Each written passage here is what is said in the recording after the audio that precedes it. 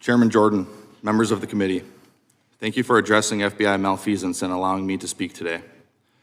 Aside from that point of gratitude, I'm sad, I'm disappointed, and I'm angry that I have to be here to testify about the weaponization of the FBI and DOJ. Weaponization against not only its own employees, but against those institutions and individuals that are supposed to protect the American people.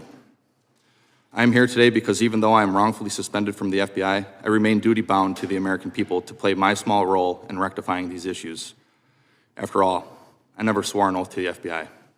I swore an oath to the Constitution.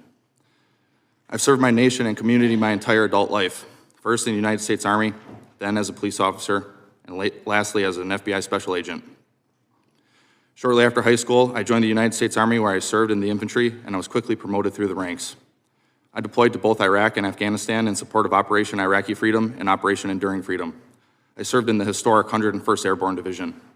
I received the Combat Infantryman's Badge, which is awarded to those infantrymen who engage in ground combat with our nation's enemies. The Army's official motto is, "This will defend." Along with numerous others, I volunteered to serve this nation, risking my life in combat to protect America and her values. I know some of the best men and women this country has to offer. They come from all backgrounds, races, and creeds. They helped mold me into the person I am today. Each was willing to sacrifice, and many did, to protect this great nation. It is our duty to honor their sacrifices by standing up for what is right, regardless of the difficulty. After serving in the Army, I became a police officer. Police officers, like me, are imperfect beings, but we strive to uphold the law and the Constitution. People who go to work every day trying to make their communities better, yet who nonetheless are faced with budget cuts and calls for defunding as we continue spiraling away from law and order as a nation.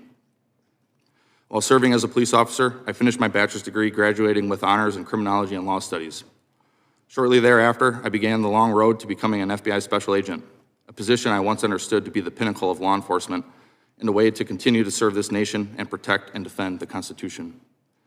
During my 4 years as a special agent, I received the highest annual review an employee can receive. I volunteered for, tried out for, and was selected for an FBI SWAT team. I also volunteered for, tried out for, and was selected for a new unit the FBI created.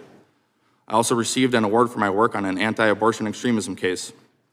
I've been smeared as a malcontent and subpar FBI employee.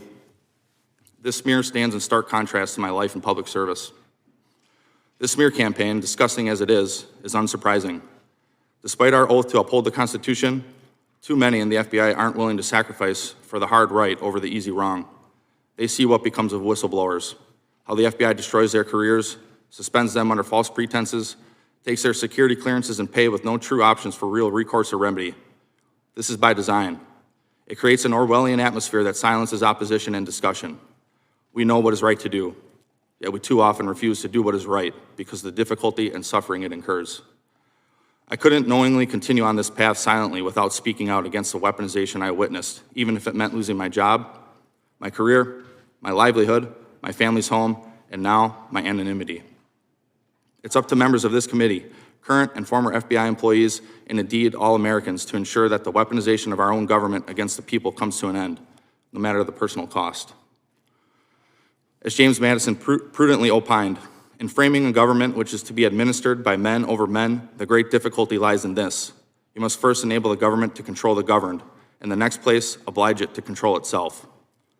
The safeguards currently in place at the FBI are clearly inadequate and must be reworked to protect whistleblowers and others who are inappropriately targeted. The FBI can extract whatever they want from me. I'm willing to bear that burden. I've sworn to defend this country from enemies, both foreign and domestic, even if that means sacrificing my life.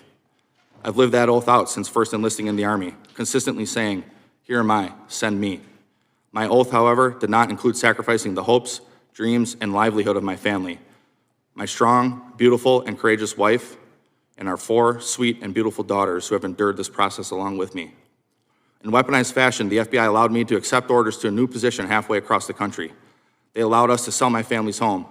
They ordered me to report to the new unit when our youngest daughter was 2 weeks old. Then, on my first day on the new assignment, they suspended me, rendering my family homeless. They refused to release our goods, including our clothes, for weeks.